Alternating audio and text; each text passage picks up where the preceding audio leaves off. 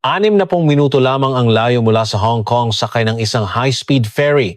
Dati sa dulo ng maikling biyaheng iyon sa dagat ay may isang sagradong lugar kung saan matatagpuan ang pagnanasa at kalayaan na hindi makikita saan man sa Asya.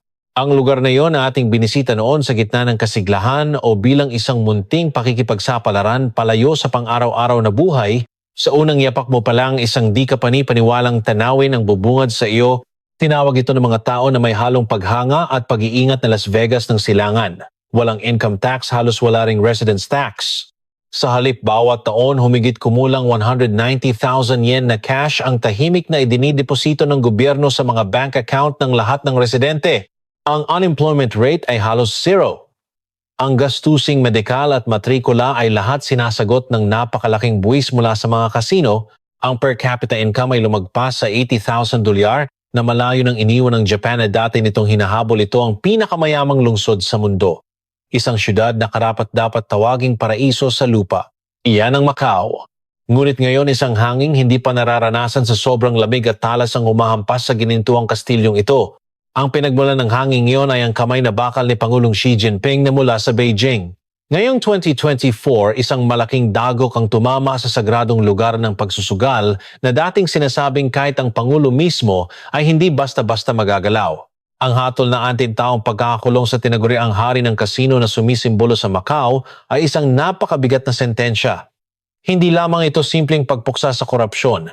Ito ay isang deklarasyon ng giyera mula sa higanteng bansa ng China na naglalayong durugin mula sa ugat ang mismong sistema ng Macau kung saan malayang umiikot ang pera. Ang naging target ay ang mga tinatawag na satellite casino na nagtatago sa mga eskinita. Ito ay ang mga interes ng mga lokal na bigating negosyante na nanghihiram ng pangalan mula sa malalaking kumpanya para magpatakbo ng mga subcontractor na casino. Ang negosyong ito na nagpapanatili ng magaspang ngunit kaakit-akit na katangian ng lumang Macau ay ngayon ay binubura ng walang bakas sa pamamagitan ng pinakabagong teknolohiya sa pagbabantay ng China at ng isang di nakikitang tanikala na tinatawag na digital yuan. Hindi lamang ito kwento ng paghina ng ekonomiya. Ito ay isang maingat na binalak na pagwasak ng isang paraiso ng estado, isang engranding kwento ng kataksilan. Bakit ang isang lungsod na dating ipinagmamalaki ang pinakamalaking yaman sa mundo ay basta na lamang pinabayaan? At ano nga ba ang matitira sa mga guho ng Macau na minahal natin noon, ang mga senyales ng pagguho na matagal nang nagsimula sa likod ng mga numerong nagsasabi ng kasaganaan? Ngayon naharapin natin ang katotohanan sa likod ng malalim na krisis na lumalamon sa Macau. Upang maunawaan kung paano naging isang ginintuang isla ang Macau ngayon, may isang lalaking hindi maaaring kalimutan. Ang pangalan niya ay Stanley Ho. May 4 na asawa at 17 anak siya, ang literal na hari ng kasino na sinasabing kumita ng higit sa kalahati ng kita ng gobyerno ng Macau. Hindi lamang siya isang ordinaryong negosyante. Mula sa panahon ng pamamahala ng Portugal hanggang sa pagkatapos ng pagsalin sa China, siya ang immortal na alkalde na kumontrol sa kapalaran ng lungsod ng Macau gamit ang kanyang 2 kamay. Noong dekada 1960 nang makuha niya ang eksklusibong karapatan sa kasino ng Macau, ito ay isa pa lamang hamak na daungan. Ngunit iba si Ho. Ginawa niyang hindi lamang isang sugalan ng kasino, kundi isang dambuhalang sistema ng pagkolekta ng pera na nagsasama-sama ng mga lansya, hotel, turismo at lahat ng infrastruktura. Hanggang sa liberalisasyon ng mga lisensya sa kasino noong 2002, ang industriya ng pagsusugal sa Macau ay nasa ilalim ng ganap na monopolyo ng kanyang kumpanyang STDM. Kapag naglakad ka sa lungsod, sasakay ka sa kanyang barko, tutuloy sa kanyang hotel at gagastos ng pera sa kanyang kasino. Sa panahong sinasabing isa sa bawat 3 residente ng Macau ay nagtatrabaho sa isa sa kanyang mga kumpanya, ang lungsod ng Macau mismo ay parang pribadong pag-aari ni Stanley Ho. Ngunit dumating ang pinakamalaking krisis na nagbago sa kapalaran ng Macau, ang pagsalin nito sa China noong 1999. Pananatilihin ba ng komunistang China ang isang lungsod ng pagsusugal sa kanyang bakuran na maituturing na lason sa kapitalismo? Habang pinapanood ng buong mundo, ipinakita ni Ho ang kanyang pambihirang galing sa politika. Dito nabuo ang isang madilim na kasunduan na sumuporta sa kasaganaan ng Macau hanggang sa kasalukuyan. Para sa mga leader sa Beijing, ang kasino ng Macau ay isang immoral na lugar, ngunit kasabay nito, isa rin itong mahiwagang martilyo na lumilikha ng pera na may hindi mapapantayang pang-akit. Sa pamamagitan ng mahusay na negosasyon, kinumbinsi ni Ho ang gobyerno ng China na kilalanin ito kapalit ng pagprotekta sa mga interes. Sa pagsusugal ng Macau, iaalay nito ang napakalaking yaman bilang makina para sa modernisasyon ng China at pagkuha ng foreign currency. Sa katunayan, pagkatapos ng pagsali ng Macau ay naging isang higanting entablado para sa money laundering kung saan dumagsa ang mga mayayamang sino mula sa mainland at sa likod nito nililinis ng mga opisyal ang kanilang maruming pera. Mula sa korupsyon, nagbulag-bulagan ng gobyerno ng China dito at bilang kapalit tiniyak ang posisyon ni Ho bilang hindi nagbabagong pinuno kahit pagkatapos ng pagsalin. Ito ang tunay na anyo ng sagradong lugar na pinrotektahan sa ilalim ng One Country, Two Systems. Ang maningning na titulong Las Vegas ng silangan ay nakatayo sa ibabaw ng delikadong balanseng ito. Subalit noong 2020 nang pumanaw si Stanley Ho sa bisperas ng kanyang ika, 100 kaarawan ng mahikang kanyang binuo ay nagsimulang maglaho. Ang Macau na nawalan ng kanyang bigat ay naging isang pugad na lamang ng mga interes na hindi makakontrol ng gobyerno ng China. Ang lihim na kasunduan na kanyang ginawa sa China ay unti-unting pinawalang bisa sa ilalim ng kampanya laban sa korupsyon na isinusulong ni Pangulong Xi Jinping. Ang panahon ng malayang pagnanasa na ipinagtanggol ni Ho ay nagwakas sa kanyang pagpanaw. At ang malamig na hangin na pinakakinatatakutan niya ang ganap na kontrol ng Estado ay humahampas na ngayon hanggang sa mga eskinita ng Macau. Bawat taon sa isang takdang panahon isang abiso ang dumarating sa mga bank account ng mga residente ng Macau. Ito ay cash na walang kondisyong idinideposito ng gobyerno na nagkakahalaga ng humigit kumulang 10 Macanese pataka o mga 190,000 yen. Ang sistemang ito na tinatawag na Wealth Partaking Scheme ay nagpapatuloy ng walang palya mula 2008 hanggang ngayon. Para sa ating mga Hapones na nagdurusa sa pagtaas ng buwis at presyo ng bilihin, ito ay parang isang kwentong pambata o isang hindi kapanipaniwalang scam. Ngunit ito ang katotohanan ng napakalaking pamamahagi ng yaman na ipinagmamalaki ng Las Vegas ng silangan. Paano nagawang ipagpatuloy ng isang maliit na lungsod na may populasyon na wala pang 700,000 ang ganito kabukas palad na gawain? Ang sagot ay nasa hindi pangkaraniwang taas ng buwis sa kasino na ipinapataw ng gobyerno ng Apinan. Macau, sa mga kumpanyang nagpapatakbo nito. Ang direktang buwis sa mga kasino sa Macau ay 35% ng kabuuang kita. Kapag idinagdag ang mga kontribusyon para sa Social Security at Urban Development, ang epektibong rate ng buwis ay umaabot sa halos 40%. Kung isasaalang-alang na ang rate ng buwis sa Las Vegas ang pinakamalaking merkado ng pagsusugal sa mundo, ay humigit kumulang 6.75% lamang mauunawaan kung gaano kataas ang numerong ito. Kapag ang isang customer ay natalo ng 1 milyong yen sa isang mesa ng kasino, sa sandaling iyon 400,000 yen ang direktang napupunta sa kaban ng gobyerno ng Macau. Ito ang napakalaking pinagkukunan ng enerhiya na sumusuporta sa lungsod ng Macau. Ang malaking kita mula sa buwis sa kasino ay bumubuo ng halos 80% ng kita ng gobyerno ng Macau. Ang mga benepisyo nito ay hindi lamang sa pamimigay ng cash. Ang residence tax at income tax ay halos zero. Libre ang serbisyong medikal. Libre rin ang edukasyon mula kindergarten hanggang high school. Bukod pa rito, may mga karagdagang benepisyo para sa mga nakatatanda at subsidyo para sa mga pampublikong serbisyo, isang komprehensibong welfare system. Bago pa man magbanat ng buto ang mga taga-Macau, sila ay nabigyan na ng pinakamahusay na seguridad sa mundo sa pamamagitan ng mga kita mula sa sugal na kinikita mismo ng lungsod. Ngunit ang paraisong ito sa lupa ay may nakatagong nakakatakot na kapalit. Ang 190,000 yen na ipinamimigay taon-taon ay mayroon ding aspeto ng pagpapatahimik upang hindi magreklamo ang mga residente sa mga problema ng lungsod tulad ng ingay, paglala ng seguridad at hindi normal na real estate. Bubble na dulot ng industriya ng kasino. Habang yumayaman ang bansa, lalong naging dependent ang pamumuhay ng mga residente sa iisang haligi na tinatawag na kasino at walang sinuman ang nagtanong sa hindi malusog na istruktura sa ilalim nito. Ang budget ng Macau ay ganap na nakasalalay sa mga mayayamang Chino mula sa mainland. Ito ay dahil ang karamihan sa kita ng kasino ang pinagmumula ng cash na ipinamimigay sa mga residente ay foreign currency na dumadaloy mula sa mainland China. Ang perang natalo ng mga VIP customer na gumagastos ng daan-daang milyong yen sa isang gabi ay nagiging libreng serbisyong medikal at pamimigay ng cash para sa mga ordinaryong mamamayan kinabukasan. Ang lubhang hindi matatag at masasabing immoral na siklong ito ang nagpabago sa Macau bilang pinakamayamang bansa sa mundo. Ang 190,000 yen na tinitingnan natin ng mainggit ay maaaring isang matamis na laso na nakuha bilang resulta ng ganap na pagsuko ng Macau ng kanyang kapalaran sa higanteng China. At ngayon ang amo sa Beijing na may hawak ng renda ng budget na iyon ay naguutos na baguhin ang mga talaan. Kapag naglalakad ka sa mga lansangan ng Macau, mapapansin mo ang mga lumang hotel na nakakalat sa likod ng mga naglalakihang at mararangyang resort na mayroong kakaibang nostalhik at magaspang na pakiramdam. Dito umiral ang isang kakaibang modelo ng negosyo na natatangi sa Macau na hindi kailanman detalyadong nakasulat sa mga makukulay na guidebook para sa mga turista. Ito ang Satellite Casino, ang puso ng misteryong ating bubuksan ngayon. Dahil sa salitang satellite, maaaring isipin ninyo ang isang high-tech na sistema. Ngunit ang katotohanan ay napaka-analogo at katulad ng isang estrukturang subcontractor na tila karaniwan sa Japan. Sa Macau, iilan lamang ang mga kumpanyang may lisensya para magpatakbo ng kasino. Gayunpaman, ang mga lokal na may-ari ng real estate at hotel na walang lisensya ay nais ding mag-operate ng kasino sa kanilang mga pasilidad. Kaya't nabuo ang isang sistema kung saan nanghihiram sila ng pangalan mula sa isang may-ari ng lisensya, nagbibigay ng lugar at mga tauhan at naghahati sa kita. Ito ay parang isang prangkisa na nanghihiram lamang ng brand mula sa isang malaking parent company o isang operasyon na umiiwas sa mahigpit na regulasyon. Ang kulay abo na ugnayang ito ang pinagmumulan ng malaking yaman sa mga eskinita ng Macau. Bakit napakaraming satellite casino ang nagsulputan? Dahil ito ay isang napakagandang negosyo para sa lahat ng sangkot. Ang mga lokal na may-ari ng hotel ay nagawang palakihin ng husto ang kanilang kita sa accommodation at pagkain sa pamamagitan ng paglalagay ng isang malakas na pang-akit sa customer na tinatawag na casino sa kanilang mga gusali. Bukod dito, ilang porsyento ng kabuuang kita ng casino ay tahimik na pumapasok bilang bayad sa upa.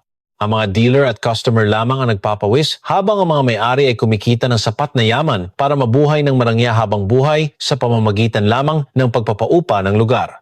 Dahil sa sistemang ito, nabuo ang mga natatanging bigating negosyante sa Macau. Sila ay may impluwensya sa politika at bumuo ng isang malaking network ng mga vested interest habang pinagsasama-sama ang mga interes sa lungsod. Ito ay isang ekonomiya sa gabi para sa mga taga-Macau na pinapatakbo ng mga taga-Macau kung saan walang puwang para sa malalaking dayuhang kapital. Ngunit ang sarado at magaspang na istrukturang ito ng interes ang naging ugat ng kasamaan na pinakakinamumuhian ng mga leader sa Beijing, lalo na ni Pangulong Xi Jinping. Ang mga satellite casino ay mas mahirap bantayan kumpara sa mga malalaking resort at dito malalim na nakapasok ang mga tinatawag na junket operators. Sila ay hindi lamang nagdadala ng mga mayayamang Chino mula sa mainland patungo sa Macau, kundi nagsisilbi ring underground bank, tumatanggap ng yuan sa mainland at nagbibigay ng chips sa Macau. Sa madaling salita, ang maliliit na kasino sa mga eskinita ng Macau ay nagsilbing isang malaking butas kung saan lumalabas ang yaman ng China patungo sa ibang bansa. Para kay Pangulong Xi, ang pagpapabaya sa mga maliliit at katamtamang laking kasino na ito ay isang malubhang banta sa seguridad ng ekonomiya ng kanyang bansa. Noong 2022, ipinatupad ng gobyerno ng Macau ang isang bagong batas sa kasino na nagbigay ng isang virtual na hatol ng kamatayan sa mga satellite casino. Isang probisyon na nagsasabing ang mga kasino ay maaari lamang patakbuhin sa loob ng mga ari-arian na pagmamay-ari ng mga kumpanyang may lisensya. Dahil dito, ang mga lokal na may-ari na dating kumikita ng madali sa pagpapaupa ng lugar ay napilitang pumili sa dalawang opsyon: ibenta ang kanilang mga karapatan sa pamamahala sa parent company o magsara. Ang mga maingay at mausok na lugar sa mga eskinita na matagal nang sumusuporta sa gabi ng Macau ay isa-isang nagsasara ngayon. Ito ang katapusan ng mga pribilehiyo na tinamasa ng mga lokal na bigating negosyante at isang malupit na proseso upang ganap na mailagay ang Macau sa ilalim ng kontrol ng Beijing. Ang sigla ng Macau na minahal natin ay natabunan ng isang malamig at walang buhay na pader na tinatawag na malinaw at malinis na pamamahala. May isang tao na walang pakundangang pumasok gamit ang maruming sapatos sa autonomiya ng Macau na binuo ni Stanley Ho at pinotektahan sa ilalim ng isang kasunduan sa mga leader ng Beijing at sinunog ang lahat. Siya ay si Pangulong Xi Jinping ng China. Noong 2024, isang balita ang gumimbal sa buong mundo. Si Alvin Chao na namuno sa Sun City Group, ang pinakamalaking junket operator sa Macau, ay hinatulan ng 20 taong pagkakakulong, isang napakabigat na sentensya. Hindi lamang ito pagpuksa sa katiwalian ng isang kumpanya. Ito ang kasukdulan ng isang operasyon ng paglilinis sa mismong lungsod ng Macau na maingat na inihanda ni Pangulong Xi sa loob ng mahigit 10 taon. Bakit niya piniling supilin ang Macau sa pagkakataong ito? Upang maunawaan ang insidenteng ito, kailangan nating malaman ang tungkol sa isang espesyal na propesyon na umiral sa likod ng marangyang sahig ng mga kasino sa Macau, ang junket. Sila ang mga concierge na nag-aanyaya sa mga mayayamang Chino mula sa mainland patungo sa Macau, nag-aayos ng kanilang mga hotel, nagpapautang ng malalaking halaga ng pondo para sa pagsusugal at nangongolekta ng mga pagkatalo. Sa particular, sinasabing ang Sun City na pinamumunuan ni Alvin Chao ay kumokontrol sa halos kalahati ng market share ng mga VIP rooms sa Macau. Ngunit ang kanilang tunay na papel ay iba. Ito ay isang higanteng pipeline ng underground banking na nagpapalabas ng maruming pera mula sa mainland patungo sa ibang bansa na umiiwas sa pagbabantay ng gobyerno ng China sa mga VIP room kung saan bilyon-bilyong yen ang gumagalaw sa isang gabi. Ang perang tila natalo ay sa katunayan ay nagiging real estate o cryptocurrency sa ibang bansa sa pamamagitan ng mga lihim na account. Para kay Pangulong Xi, ang Macau ay hindi na isang mahiwagang martilyo na lumilikha ng yaman kundi isang malaking butas kung saan walang tigil na lumalabas ang yaman ng bansa. Ang pag-aresto kay Alvin Chao at ang kasunod na pagbuwag sa Sun City ay isang malakas na mensahe sa lahat ng may interes sa Macau, isang ultimatum na ang mga dating paraan ay hindi natatanggapin. Mula nang maupo sa pwesto, isinulong ng Pangulo ang kampanya laban sa katiwalian at nilinis ang loob ng Partido Komunista. Para sa kanya, ang Macau ay isang maruming labahan kung saan nililinis ng mga opisyal ng partido ang pera mula sa korupsyon at ang pinakamalaking hadlang sa kanyang ideal na common prosperity, isang lipunan kung saan ang ilang tao ay hindi dapat magtamasa ng hindi makatarungang karangyaan. Ang hatol noong 2024 ay nangangahulugan ng ganap na kamatayan ng sagradong lugar na iyon. Kahit gaano pa bumagsak ang kita ng kasino, kahit gaano pa karami ang mawalan ng trabaho, uunahin ang dangal at kontrol ng Estado. Sa harap ng malupit na desisyong iyon, ang mga natatanging patakaran ng Macau ay walang kapangyarihan. Sa likod nito ay ang matinding pag-aalala sa paghina ng ekonomiya ng mainland China at ang paglabas ng yuan sa bansa. Dati ang foreign currency na kinikita ng Macau ay kaakit-akit. Ngunit ngayon ang halaga ng perang lumalabas sa pamamagitan ng Macau ay mas malaki na kaysa sa pinsala nito sa bansa. Bukod pa rito, ang pagpapakilala ng digital yuan ay isang hakbang tungo sa isang lipunang may ganap na pagbabantay. Sinisikap ni Pangulong Xi na bumuo ng isang sistema kung saan malalaman mula sa Beijing kung sino saan at magkano ang ginastos ng bawat isa.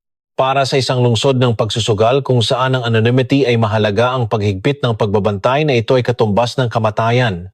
Nang bumagsak sa kailaliman si Alvin Chao, isang icon ng panahon, napagtanto ang kanilang ipinagmamalaking bansag na Las Vegas ng silangan ay dinudurog ng mga ngipin ng isang higanteng estado at nagbabago ng anyo.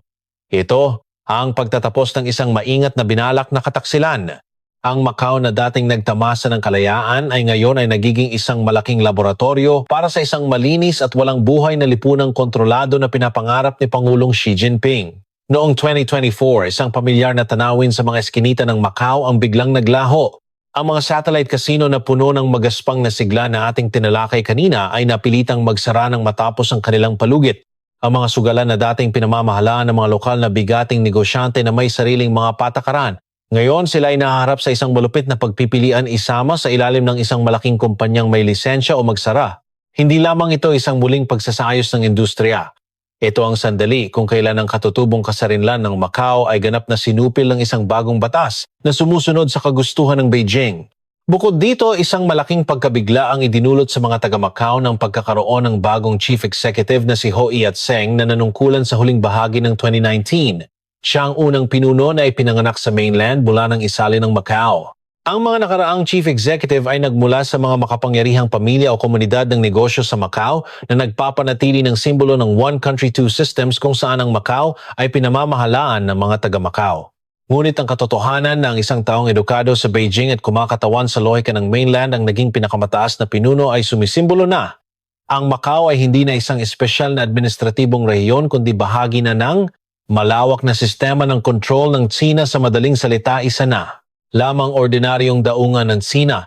Ngayon, libo-libong facial recognition camera na tinatawag na Skynet ang nakakalat sa mga sulok ng kalye ng Macau. Ang pakiramdam ng kalayaan na parang nasa ibang bansa na dati mong nararamdaman sa pagbaba pa lang sa lansya ay wala na.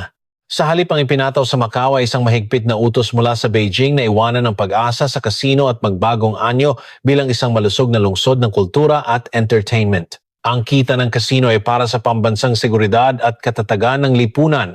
Sa ilalim ng utos na ito, ang dating entablado ng money laundering kung saan trilyon-trilyong yen ang nililinis ay ngayon ay naging isang cashless at kontroladong lungsod kung saan ang bawat kilos ng isang individual ay maaaring masubaybayan sa pamamagitan ng isang smartphone. Ang maningning at delikadong hangganan na dati nating tinitingnan mula sa bintana ng high-speed ferry ay wala na. Ang daik na tinatawag na One Country, Two Systems ay gumuho at ang Macau ay tahimik ngunit tiyak na nilamon ng malalaking alon ng kontinente. Ang minahal nating Las Vegas ng silangan ay maaaring umiiral na lamang sa mapa. Habang naririnig natin ang huling hininga ng Macau, isang malaking makina rin ang nagsisimulang umandar sa ating bansa, ang Japan. Sa artipisyal na isla ng Yumeshima sa Osaka Bay, sinasagawa ang pagtatayo ng isang malaking Integrated Resort o IR na tila sumusunod sa ginintuang landas na tinahak ng Macau. Isang engrandeng plano na may 20 milyong bisita taon-taon at taunang kita na 520 bilyong yen kung saan 80% ng kita ay magmumula sa kasino. Ang mga benepisyong pang-ekonomiya at pangarap ng isang bansang nakatuon sa turismo na isinusulong ng mga taga-suporta ay tila sumasalamin sa maningning na tanawin ng Macau na dati nating nakikita mula sa bintana ng lancha. Ngunit ngayong nasaksihan natin ang pagbagsak ng Macau, kailangan nating mag-isip ng mahinahon. Ang itinatayo ba sa Yumeshima, Osaka ay tunay na isang paraiso ng hinaharap? O isang makalumang ilusyon na wala sa panahon? Ang inaasahan ng Osaka IR bilang pangunahing pinagkukunan ng kita ay walang iba kundi ang mga mayayamang Chino, ang tinatawag na high rollers na nagpayaman sa Macau. Ngunit ganap nang isinara ni Pangulong Xi Jinping ang gripo ng pondong iyon. Ang dahilan kung bakit halos winasak ng mga leader ng Beijing ang Macau ay upang pigilan ang paglabas ng yaman ng bansa sa pamamagitan ng pagsusugal.